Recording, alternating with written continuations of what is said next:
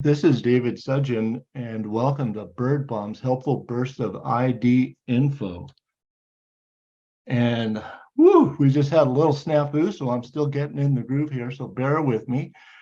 But tonight we're going to be talking about warblers, falling for warblers. This is episode 19 of Bird Bombs, and everybody loves warblers, and fall is one of those great seasons when the warblers are one of the stars of the show. We've got shorebirds, we got sparrows. Sparrows are not so great because they're hard to see and they're not so colorful, but everybody loves warblers.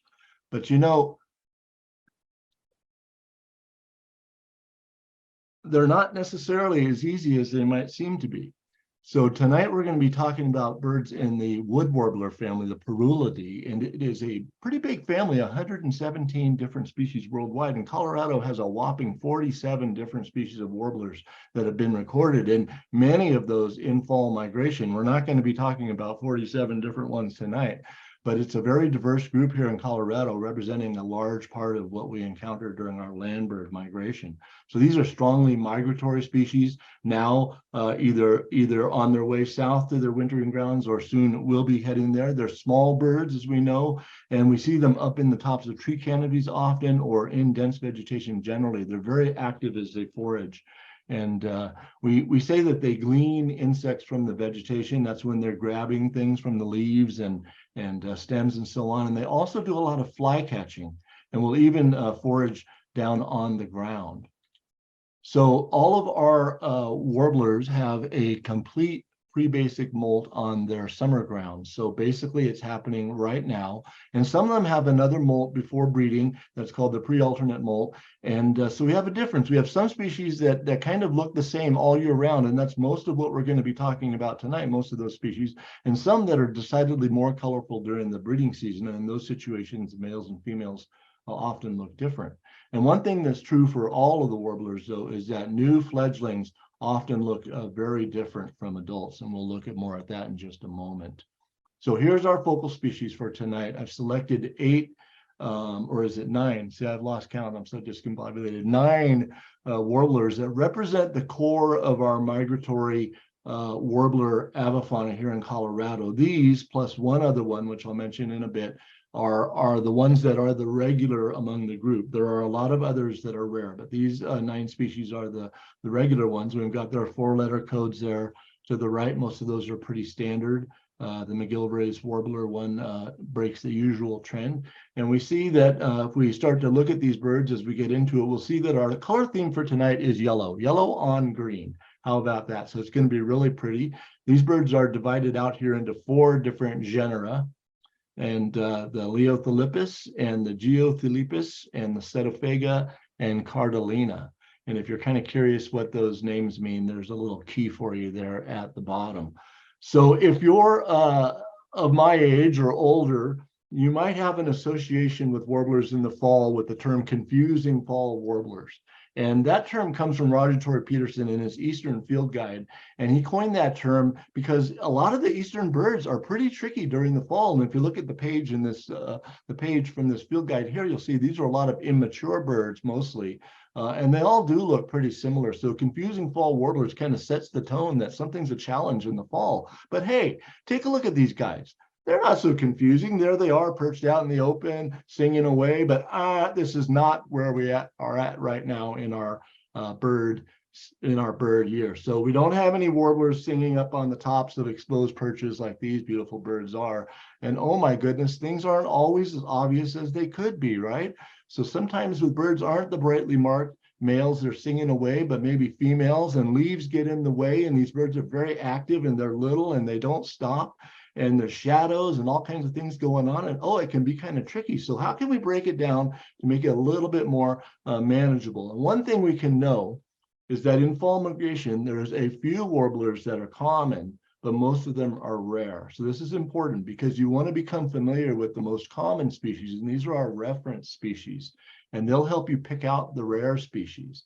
So you want to know the ones that are the ones that you're going to be dealing with most of the time, because they're going to make up literally, unless you're just chasing birds that other people find, they're going to make up about 99% of the warblers you encounter. So good to know them well. And we know that now the nesting season is over. It's the last little dregs maybe for yellow warbler still, but otherwise it's done. And fall migration is on the way here, and it's going to be bringing a lot of young birds. So we're going to be aware that we're dealing with immature birds in the population, and they tend to be drabber and less brightly marked than the adults. But the very same patterns that help us identify the adults are going to be the key for identifying the young birds, even though they're a little more tricky. So you have a key there. All right, so here we are in middle of August, and we're past the active nesting season for pretty much everything. And as you can see in this picture, as we just referenced above, some of the young warblers, when they leave the nest, they look quite different from the adults. They can be very tricky. Fortunately for birders, they're often in the company of an adult that they still might be begging from before they molt into a more recognizable plumage. But we begin with birds in a juvenile plumage as they leave the nest. And so let's talk a little bit about molt. And if you missed the last bird bombs, you want to go back to the molting episode and learn about how the molt what goes on with molt in birds and what we need to know. So this is going to be a little synopsis of some of that. So the fledgling warblers leave the nest in this juvenile plumage, and they're already molting right away into their next plumage. So they have their very first molt when they're brand new babies out of the nest, and they only molt one time, called a preformative molt, that produces a once-in-a-lifetime formative plumage that we can think of as like their teenage plumage that's going to get them through their first fall and winter. And it looks basically like a drab version of the adult plumage. And you can see here, yellow-rumped warbler is featured with a juvenile bird on the left, and then a bird that's molting to its formative plumage. The bird on the lawn here on the right is a juvenile yellow-rump in formative plumage. So here's the pattern: juvenile plumage, a preformative molt produces the formative plumage. And we can call these young birds the immatures, hatch year for now until we get past December, or juvenile. Those are all good descriptors for these immature birds. Okay, we don't call them baby birds. So the adults are also undergoing a molt now, and so, but theirs is called a pre-basic molt, and it's one that happens every single year at this time. They're going to trade out that fancy breeding plumage, in the case of the yellow-rumped warbler, for something that's much drabber and less colorful. So the basic plumage there of the adult yellow-rump is featured, and their pattern there, as you can see, goes from that pre-basic molt into a basic plumage that's worn over wintertime. All right, so before we get into the ID of these different focal species, let's remind ourselves of some of the parts of birds. And one of the most important things on warblers is to look at their face. What's going on the head? So when you get a chance, you want to look at the details there. And so if we look at the upper left here on this orange crown warbler face, there's a few different things happening. There is a supercilium. It's a pale line that's over the eye. There is a dark line through the eye. It's an eye line. It's kind of dusky. It's not very pronounced on this orange crown warbler, but it's there, and it's dividing an eye ring into two eye arcs. So that dark eye line is creating two eye arcs. So a lot of our warblers have eye arcs. Some of them have eye rings that are complete circles. All right, so eye arcs and eye rings. Some eye arcs are broad and some are narrow. Some are white and some are not white, but those are eye arcs and eye rings. And then we can look and notice in the center with this Townsend's warbler, this auricular patch. So we call it a cheek patch or the ear patch. This is the auricular feathers, and it forms a distinct patch on many species. In the case of the Townsend's warbler, you can see it's a very distinctive element. And highlighting tail spots here on the lower right picture. A lot of warblers have unmarked tails, but some have large white, or in one case yellow, spots on their tail that are very distinctive features.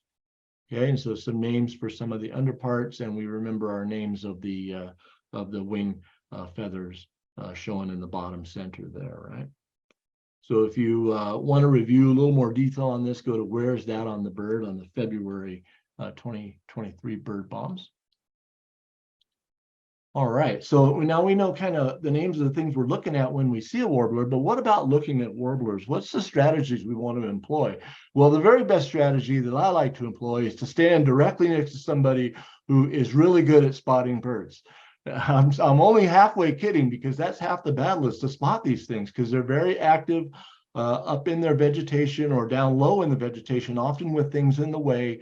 and you want to have a sharp eye to look for movement. So before you put the binoculars up, watch for the movement and keep your binoculars up close to where your head is, not hanging loose down at your neck, so you can go directly up once you see where you're going to be looking. You can even pre-focus your binoculars a little bit to the depth at which you expect to encounter the bird. So the very first thing I want to suggest is you want to focus on the face. So as best you can, you get little glimpses and things. What is the pattern you see? What especially are the markings around the eye? Is there a color on the throat that you're noticing as you're looking at the face? So what details can you soak in? And then focus on the underpart. So often the birds are overhead. You get sometimes some really good look at the underpart of the bird and maybe not much else. So what colors can you see there on the different parts of the underparts, and learn those parts so you know how to describe what's where. Is there streaking down there? What do you see of tail spots from that underside view? And focus on the upper parts if you have the chance. Are there wing bars? Is there a rump color that's different from the rest of it? Are there streaks on the back that are obvious? These are the kind of things that you want to pay attention to. And consider all the time with birds in a wooded environment, or really anytime, that lighting is important, and surrounding vegetation is important in terms of what colors you perceive. So a bird in bright shade in a like a treed environment is going to really show the little details best in that lighting versus a bright lighting. A bird that's hidden away in deep shade, of course, is going to be problematic, but kind of consider that. And then some other things as you're taking all of this in and the bird's moving around and everything. How big is it? Any bill coloration details? How is it feeding? What's it doing? And how's your neck feeling about now? You're probably getting a little bit of strain there. And listen with your ears. What is the warbler saying? So vocalizations are really important for warbler ID. We're going to leave that aside for bird bombs tonight. And we're not talking about song at this time of year, but call notes. Okay, so there's some great resources. You can listen to call notes and read descriptions of them. Merlin's a really good one. But hey, when you're with the bird, listen to what it's doing. Soak in what's happening when you're with it. All right. So let's first launch right into some status and distribution information, because we always want to begin there when we're considering identification. And so I put up some graphs. I love graphs from eBird showing frequency of occurrence for our different focal species. Let's focus on the big graph on the left here. This is showing us our top 4 fall migrant warblers here for the metro area Front Range region.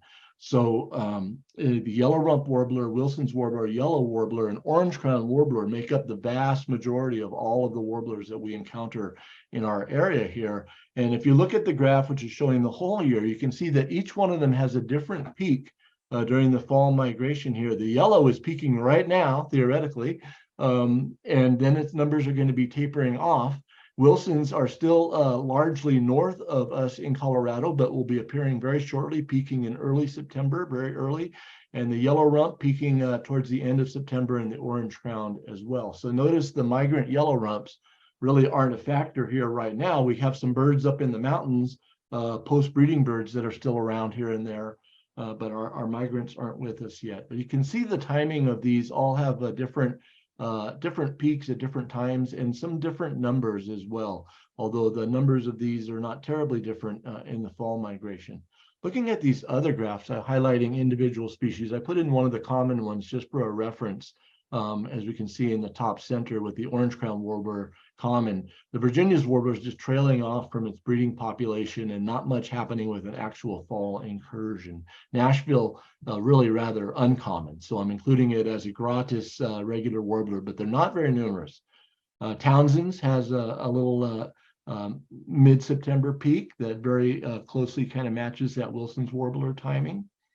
And the MacGillivray's warbler and common yellowthroat over here on the right also have a peak coming up in the early part of September. All right, so they're all kind of peaking at that same time. So you can see what the time of year is that you want to get out to encounter the greatest variety of these reference birds to begin to get good with them.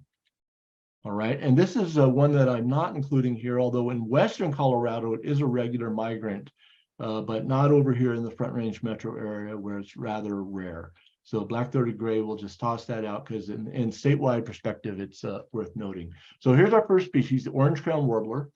And in just looking at this, the first thing that strikes me is this is a rather drab-looking warbler. There's not a lot of bright action going on this in terms of color or patterning. And that's actually a field mark for us, right? So it's kind of obscurely marked. And what does stand out, though, is a little bit of patterning on the face. We already talked about this with that, where's that on the warbler slide? But we can see that supercilium and the dusky eye line highlighting, creating these two off-white eye arcs. I say off-white because they're pretty whitish, but they're actually not quite white when you get a really good look.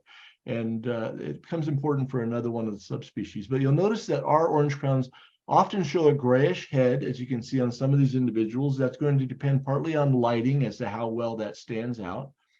And they're pretty much unmarked otherwise above. But notice below they have some rather indistinct grayish streaks on a yellowish breast. Sometimes those are evident, sometimes they're not. The second bird from the left is a great example of a bright shade situation, really accenting the subtle markings on a warbler. All right, so here's a few other pictures, and all kind of look at that face pattern, consistent with all of them, how the eye arcs are broken. The eye ring there is broken by that dusky eye line. Colorado has a few different subspecies of orange-crowned warbler. And if you're playing around an eBird or looking in the field guide, you'll see some that have gray heads and some that don't. And different things show up on eBird filters. Sometimes they're all filtered as rare. Sometimes some are permitted. The one called Orestera is the one that nests in Colorado. And so in the breeding season, that's the one we have. Salata is an eastern species breeding across Canada, and they're rare in Colorado. eBird gives you a gray-headed option, which is probably the best option unless you have the bird in your hand and you actually can study it really well and you know what you're talking about. Or seasonally, Orestera is pretty safe during the nesting time. But don't get too loose and ready with the subspecies of the orange-crowned warbler. It's not so easy. One that we have as a rarity that's a little more distinctive is the lutescens form from the Pacific coast. It's much more yellow, and it actually has yellow eye arcs.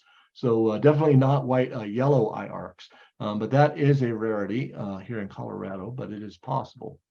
So the Nashville warbler and Virginia warbler are two others that are in the same genus with the orange crown. So some similarities, but these guys are more like each other than they are like the orange crown. The Nashville is distinctive with its, on the left-hand side of our screen here, it's got a gray head with a yellow throat. Now, sometimes the yellow is pretty pale and sometimes the gray isn't as striking, but it's kind of a light to medium gray with a yellow throat and this conspicuous white eye ring at all times. And the eye ring is never broken, it's always complete. All right, so that's a drop dead combo right there. Yellow throat with the complete eye ring. It's going to get you there for our birds we're dealing with. Notice the upper parts are mostly marked. There is actually a little patterning on the wings. The underparts are all yellow except for a white area around where the legs come in. And we call this the vent. Notice the middle of the three pictures on the left, underside of this Nashville warbler, the yellow against yellow leaves, but you can see the white vent there, which is something to watch for if you get that underside view. And Nashville warbler is distinctive in its tail action. It bobs its tail up and down in kind of a circular or kind of arcing motion that's distinctive among these small warblers. The Virginia's warbler doesn't do that. It's a little bit bigger than the Nashville with a longer tail. And it's kind of like here's a couple more Nashville pictures there. Let's finish up with those. The Virginia is kind of like a grayer version of the Nashville. It doesn't have the green, it's all gray, and it has less yellow, more gray underneath. One area that's consistently yellow is this undertail covert patch. Sometimes it's rather drab, but it may be rather bright, and it usually contrasts pretty well. And then again, that complete white eye ring. So those are features. Here's some young Virginia's on the left here of this Virginia's group, and you can see how pale it is underneath, just a hint of yellow on the undertail coverts in this particular image. So that can be pretty indistinct, but the eye ring and the yellowish on the undertail coverts are the thing to go for with the drab Virginia's warbler. And this is the time to still see those because they won't be with us more than a couple weeks, mostly up in our foothills. All right, so a yellow warbler, this is right now the most abundant warbler down in the metro region, and they'll stay that way for a little bit. And it's one of those top four, right? So this is one you want to know hands down. Now the adults are pretty easy because they're bright yellow, and they're almost all yellow, but you'll notice the wing actually has some dark coloration and parts of the tail are dark, but otherwise this is indeed a yellow bird. And those bright red streaks we love on the breeding plumage males are still on the males during the fall, but they are much less prominent. So those birds molt after nesting, and the streaks that they have here on out essentially are a lot duller than the bright red ones during the nesting time. But the birds progress from that male on the left to a female to immature type birds that are much less yellow, and some of those can be quite a bit unyellow, but overall they are yellow, right? And so notice on the bird that's showing us his underside of his tail here that he has very long undertail coverts that project well out, and there's yellow going all the way to the tip of the tail. This is a great ID feature. And the yellow warbler has yellow tail spots. Here's an image here with the tail spread, and you can see that there's extensive yellow on the tail. We call those tail spots. And as the bird flies over, you see them. As the bird's perched overhead, you see yellow going all the way out, nearly basically to the tip of those tail feathers. So memorize that. Notice on the face, there really isn't a whole lot to see. It has a yellow eye ring that's set in yellow. So when the bird is bright yellow on the face, the yellow eye ring doesn't stand out so much. When the bird is not quite so yellow on the face, the eye ring stands out more, like in the immature birds. But notice that some of these immature birds, like the lower two right-hand birds, are rather drab. So you got to be ready for that this time of year. But overall, they're one color. It has a yellow tone, especially if you squint and imagine things, they still look yellow. You're still going to have those long undertail coverts going out to color all the way out to the tip of the tail. And it has an eye ring. It's not yellow. It's kind of a whitish, but it's the same sort of eye ring. Again, the face pattern holds true when you're looking at the young birds. Here's a classic look at one of these young birds showing all those features I just mentioned. All right, my favorite, Wilson's Warbler. Fun little guys, become really common in just a short time out on the prairie in Colorado and around the metro area, and up in the mountains and areas as well. Of course, they do nest in our mountains, but we're going to pick up a whole bunch of migrants from up north. These are little birds. They're bright yellow and green. They're very active. They move their tail expressively up and down, or even gnatcatcher-like. All right, so just their action and overall color is often all you need. Many of them have a black cap. It may be black or blackish, as on the female, or on the younger birds, it's even less distinct. If you look at the bird in the center, this is a juvenile Wilson's Warbler, and it's still got some dark up on the top area there. And you'll notice the face pattern is like the adult face pattern, but it does not have a black cap. But notice on the adults, like in the top row left, they have this nice yellow supercilium, kind of broad, that's juts back strongly above the eye. And you see that same pattern on this juvenile or immature Wilson's Warbler in the center, and some of the other ones in the bottom, showing that same nice supercilium shooting back rather broadly. And it accentuates a big beady eye on a blank face, other than that supercilium pattern. So these features are distinctive for the Wilson's Warbler. Often has that tail cocked up, very active again as it's foraging.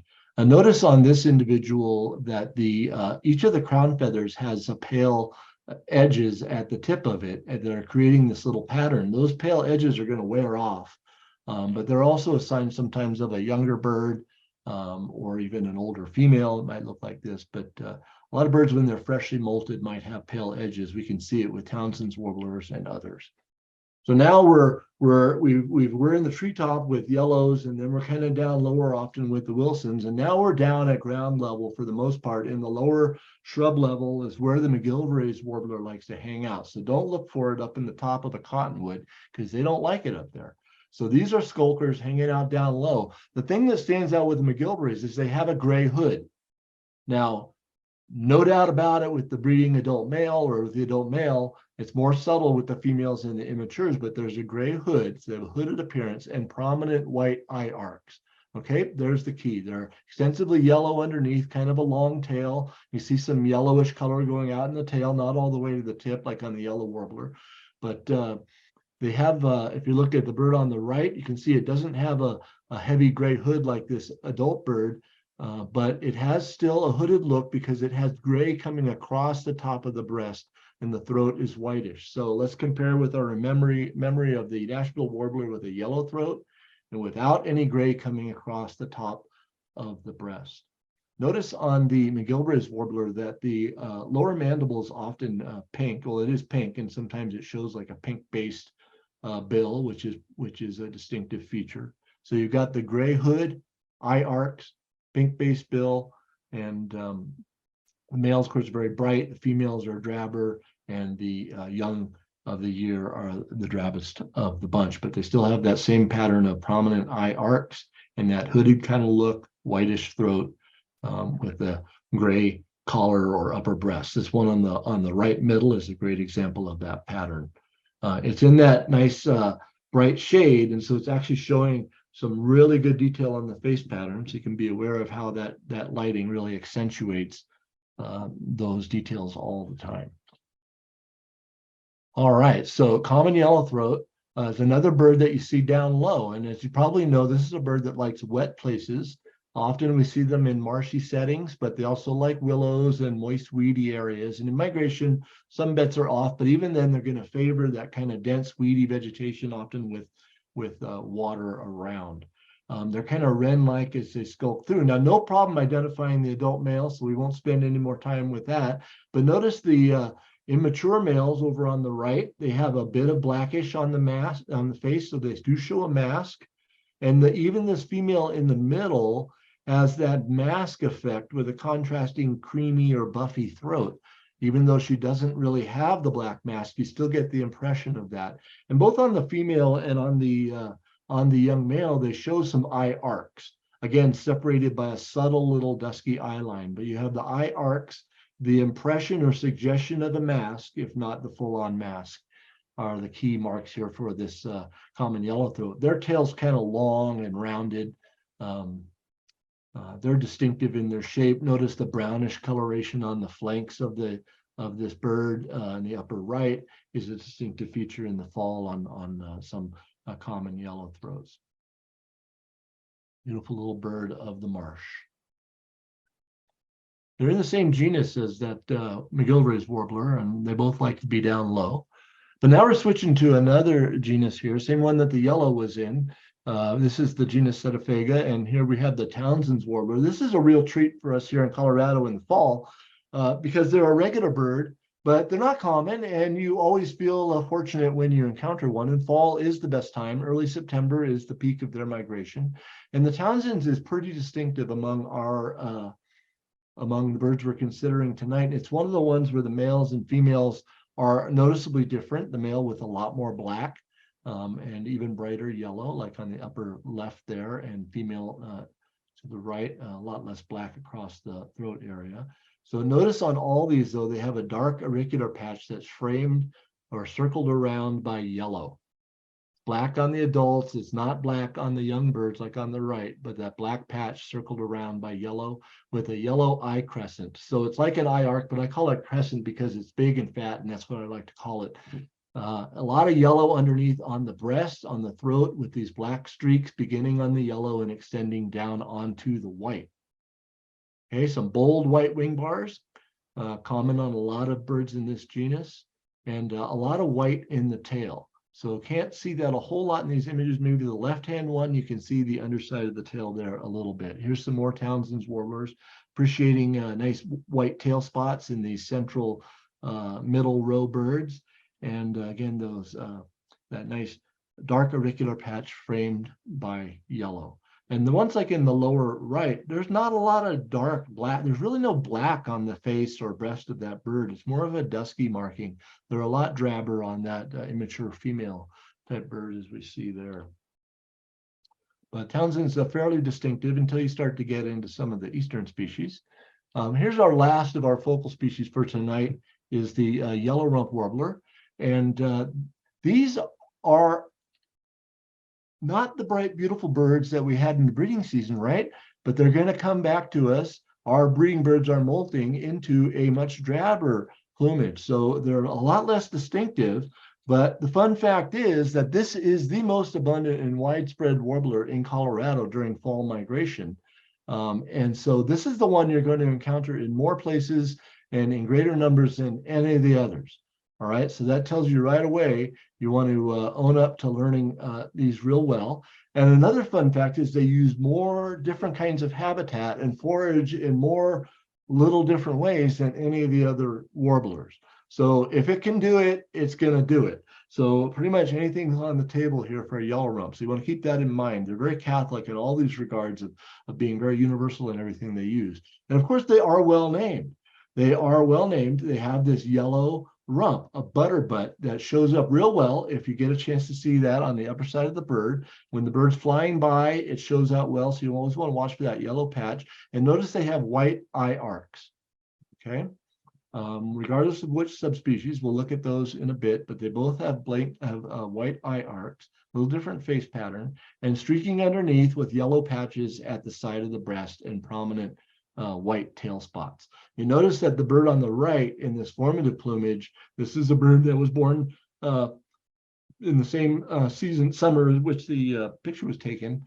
And you can see it's much drabber than the adults, but it also shows the eye arcs, and in this case, a little bit of a yellowish throat, and we can't see the rump really on that bird. Here's some more pictures, and you can notice those common themes of the yellow rump, the white tail spots, some streaking underneath, yellow, maybe faint at the sides of the breast, and the white eye arcs.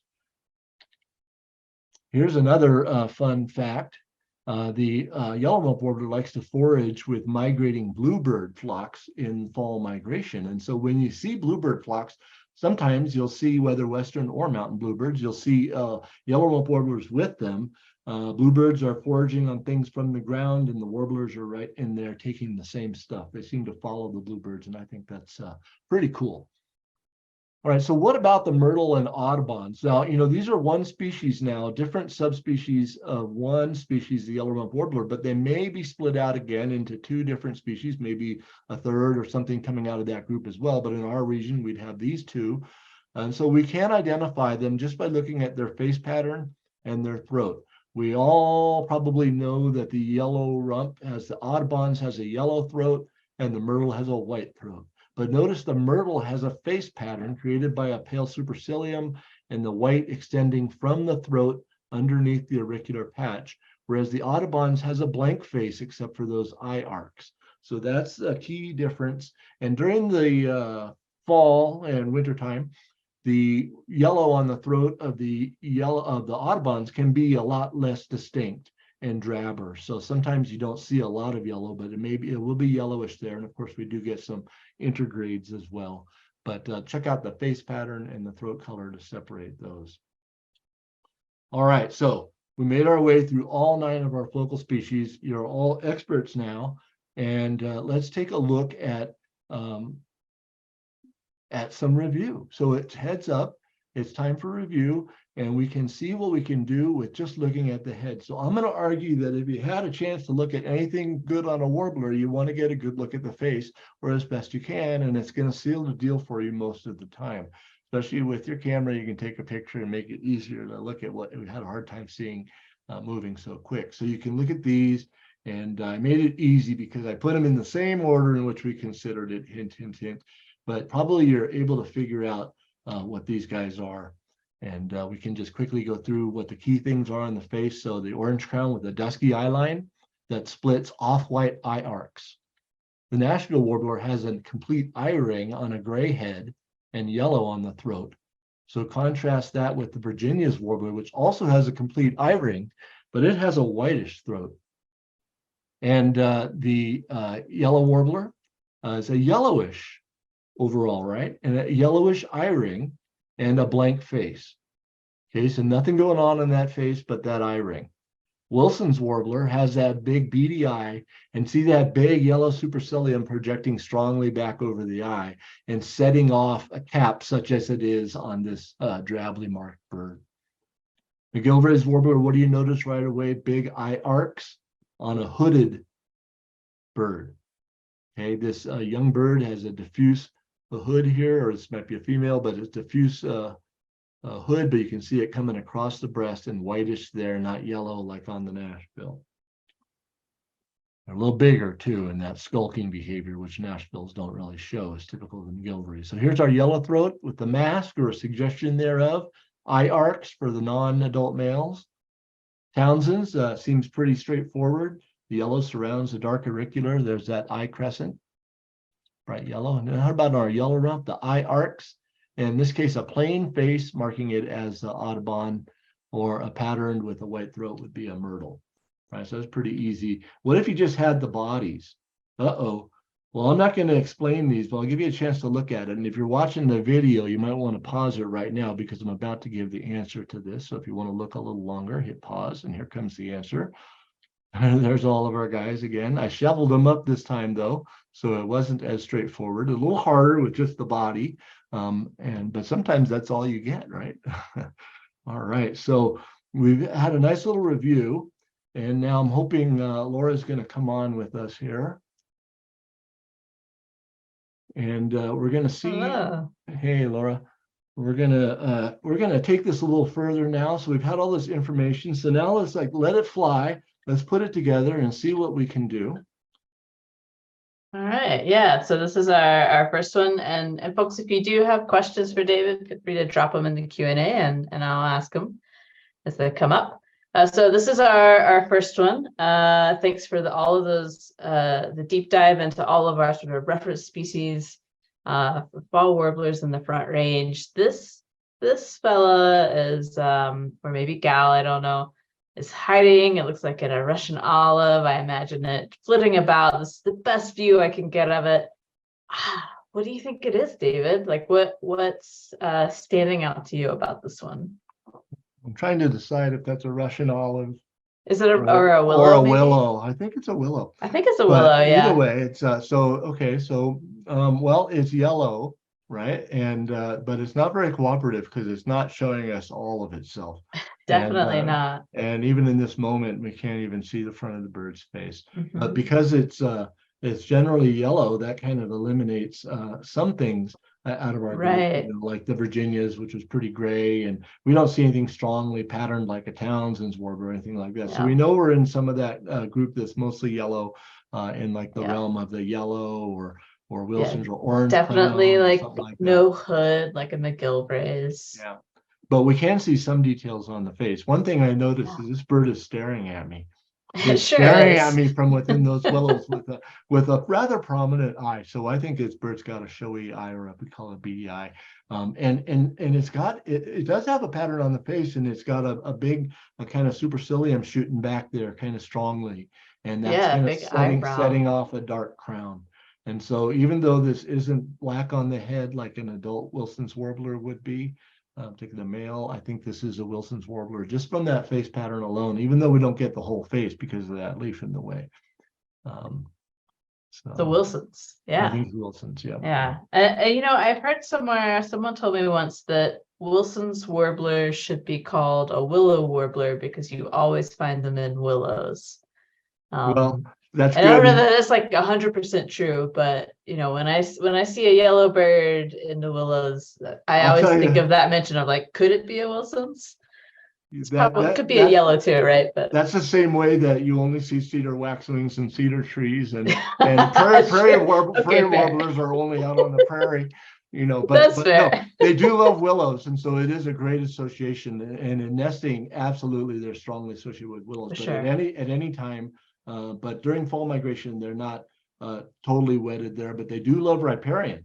So you often will find them in not so much like in a conifer forest setting, but down in willows or cottonwoods along streams. So should we go on? Sure, let's move on. Right. So oh boy, look at this dull one. What do you think is going on here? It looks like it's got some attitude. I see it's kind of all one color. Is it a house wren? Is it a house wren? It's kind of brown. It's got a pale throat. It's not like a reddish brown, right? No, and there's no barring on the tail from what we can see of it. And but it very plain face.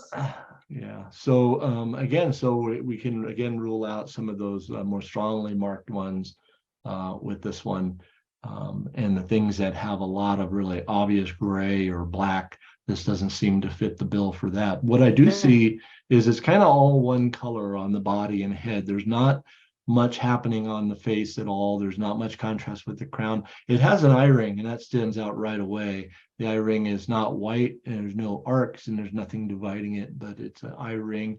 And what I can see on the tail, since the bird is absolutely standing still now, and I can study that bit of the tail, I see there's some coloration going way out to the tip of the tail feathers there. So that's helpful for me, actually. And what I can see on the wing panel actually shows some pale tips on the greater secondary coverts, for example. So there's a little bit of pattern there. And what I think is that this is a good example of the immature female type yellow warbler that can be one of the more prominent ones that we see here in fall migration, particularly as we get into the end of August into September. We have a lot of younger birds in the mix, and some of the ones that are really drab without any face pattern going on but showing an eye ring is a good mark for a yellow warbler. If we could see this bird from a different angle, we might notice the long undertail coverts covering much of the tail's underside, in addition to those tail spots if it was moving around. So I'm going with that. Yeah, definitely. Yeah, and that sort of drab blank face always kind of tips me off too of maybe I'm looking at a yellow warbler. Yeah, and kind of a smooth look, to the overall smooth kind of plumage without any kind of disruptions there. Whether it's really kind of a buffy like this or more yellowish. Sometimes they're kind of a greenish, whitish, yellowish, but that's a fun one. All right, so. All right. Ooh, tough looks at this one.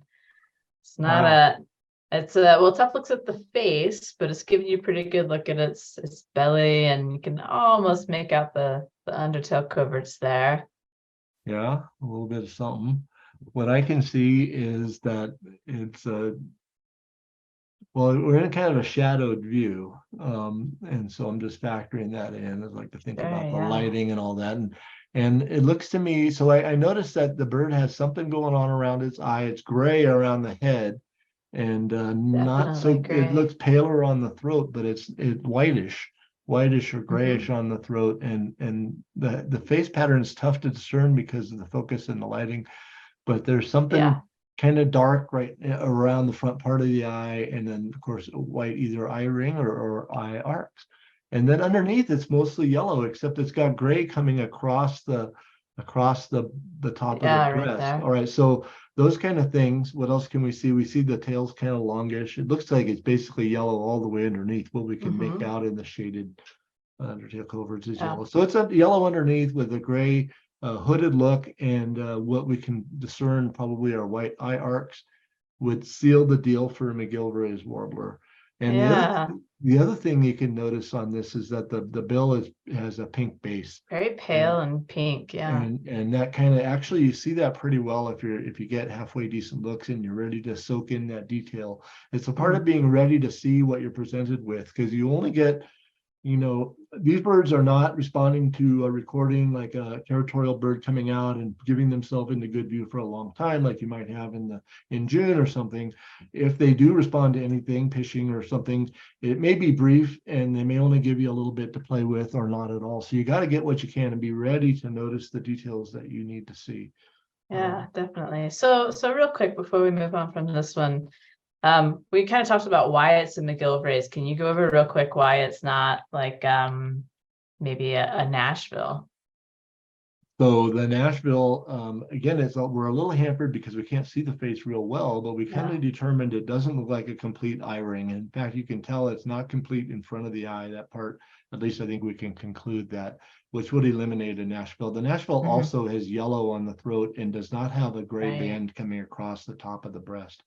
So they're a smaller bird, and if we were watching them in life, we'd see their short tail and a lot of tail bobbing happening. They kind of bob their tail up and down in a certain little way. So their activity is different as well.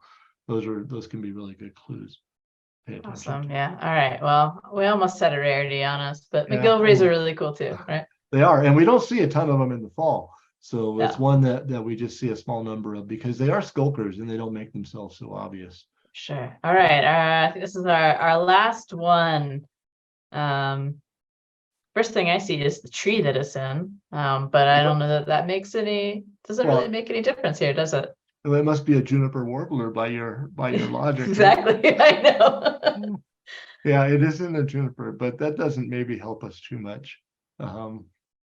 Thinking that fall migration bets are off. But we can see some details here for sure. We see that this bird is falling into our color theme for tonight with some yellow. And I can see yellow, I think, in 3 places. I see 4 places. Ooh, and it all seals the deal. So yeah, can you see 4? So one's really obvious. Yeah. There's the yellow throat. There's some yellow at the sides of the breast. And I think I see yellow right back here. Just a touch. Just showing through just maybe a little bit, yeah. tip. And then right in the middle of the crown, there's yellow.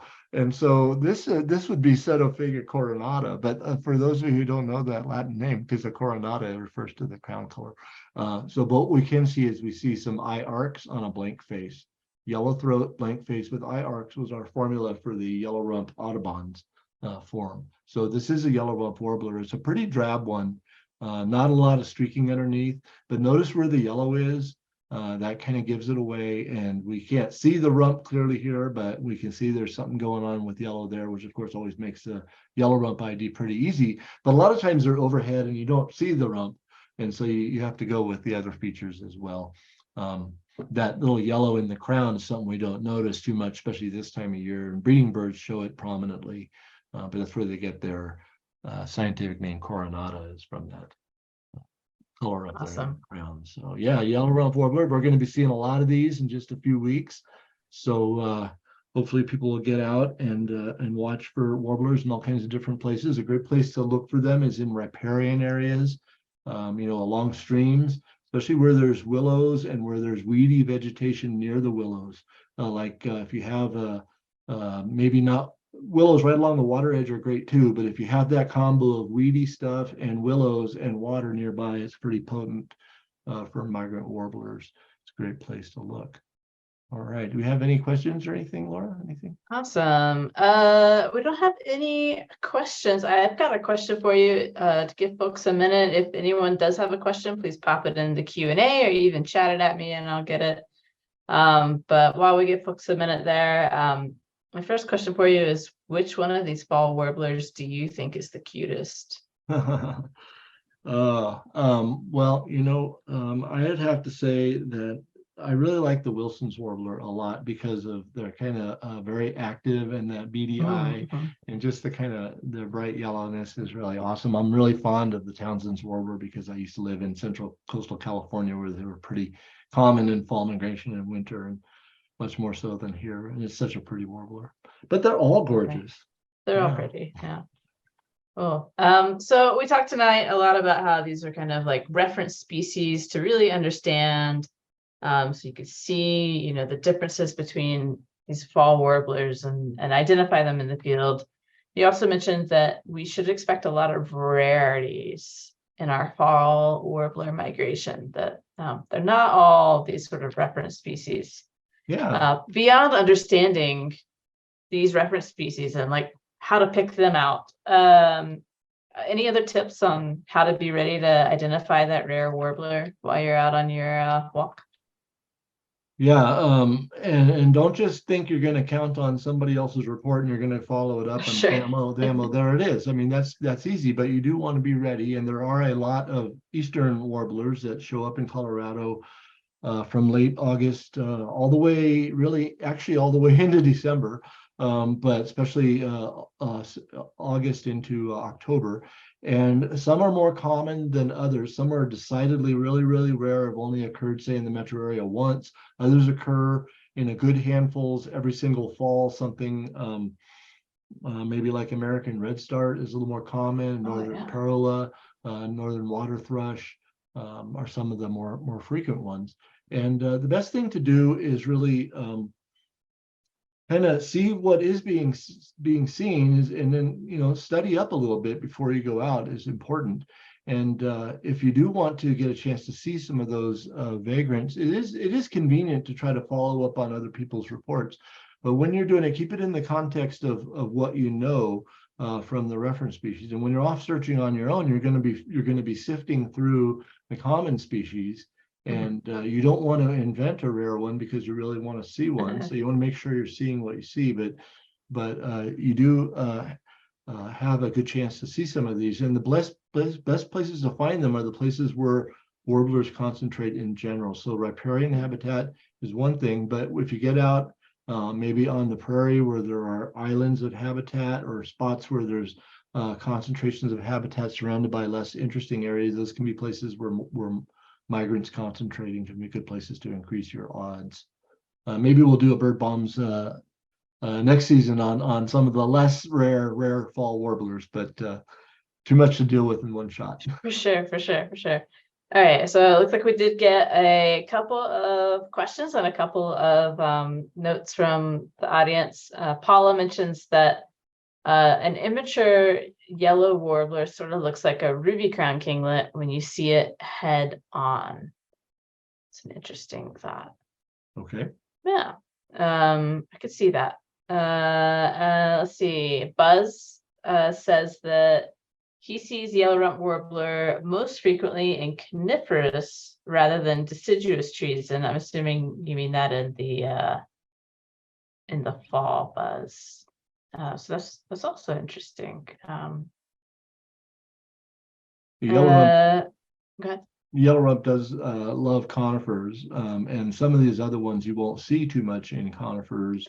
It's true. Like you won't really see a MacGillivrays up in a pine tree. You will see a yellow-rump up there and Townsend's warbler. But yellow-rumps, like I said, they're the most Catholic of the whole bunch. They use everything, and they definitely love cottonwoods and willows. So Buzz is right; they're common in the conifers, especially nesting season. But in fall migration, you want to be looking for them in any setting. That's like the first thing to eliminate. Usually, it's a yellow-rump warbler. For sure, yeah. Let's see. Tammy, I apologize if I pronounced your name wrong, asked, the last photo of the yellow warbler looked like it had yellow feet. Is that true? Is that something to look at? I don't know if we're looking at, if she's referring to this image, but I imagine. the feet, to me, they don't look yellow so much as kind of pale pinkish, but they're not black. And I don't know that that's particularly, I mean, leg color, foot color actually does factor in as an ID thing for warblers. In some cases, for some of our less common or rarities, it actually can be an important point, but it's really hard to observe. In a photo, it helps you. In the field, it can be a little harder, but you can notice, are the legs grayish or black, or are they pink or kind of a pale buffy tone, which is typical of the yellow. To have those pale legs. Cool. Let's see, and Ajit says that black pole warbler has yellow feet or toes. So there you go. Great. Well, the next time you see the toe of a black pole warbler, I'll give you a quarter. But you're right. You're absolutely right. Yeah, awesome. Ajit also asks if you have any suggestions of specific places to look for these fall warblers in and around Denver. Yeah, and you can tell what are the popular hotspots that birders are going to in the fall, that are places where there's riparian vegetation. So the parks like Cherry Creek and Chatfield are good places in general, or any of the stream courses that we have that have good access to riparian. Some of the drainages, First Creek and so on, up in the northeastern area of Denver are really good. Any of those greenways out in Aurora, along trailways, along streams and things like that are good kind of places to go. So basically the sort of top birding hotspots that people like to go to in the fall when they're looking for land birds are the places where warblers are common. Up in Boulder, along Boulder Creek is a popular area, I know, at different times, and so yeah. Cool. Awesome. All right, last question. Susan asks, which one of these fall warblers is the least flitty? Which one flits around the least? Okay, I know which Susan that is. Yeah. So I would say the least flitty, there are none. So by definition, warblers flit. That's all they know how to do. Probably the yellowthroat is the least flitty, but it's hiding in the vegetation so much you can't see it anyway. So it's a lost cause if you struggle to get on these little fast-moving birds. But they're fun. So that's why you want to stand next to that person with the really good spotting skills. That's what I do on every field trip. Awesome.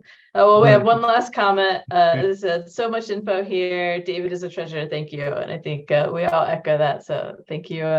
Thank you for helping us get up on our fall warblers here. All right. Well, thank you, everybody. Thank you, Laura, for helping with the Let It Fly there. And I want to thank all the people who contributed photographs to this bird bombs. There were over 24 of them. Thank you very much. Without your photos, we couldn't do this. If you're interested in being a photo contributor, it's very easy. You don't actually have to do anything but give me permission if you have photos on eBird. So you can let me know. So thanks again to our photographers. And let's get ready for our next bird bombs coming up in just under a month. It's probably a red tail. You know, the red tail is the classic boodio that we have in Colorado, and it's another one of these reference species. We think we know them well, and some of us probably do know them very well, but it's one we just got to know intimately. And if you're starting out, this is the baseline for all of your hawk IDs. So it's probably a red tail. Check it out, September 14th. Good night, everybody.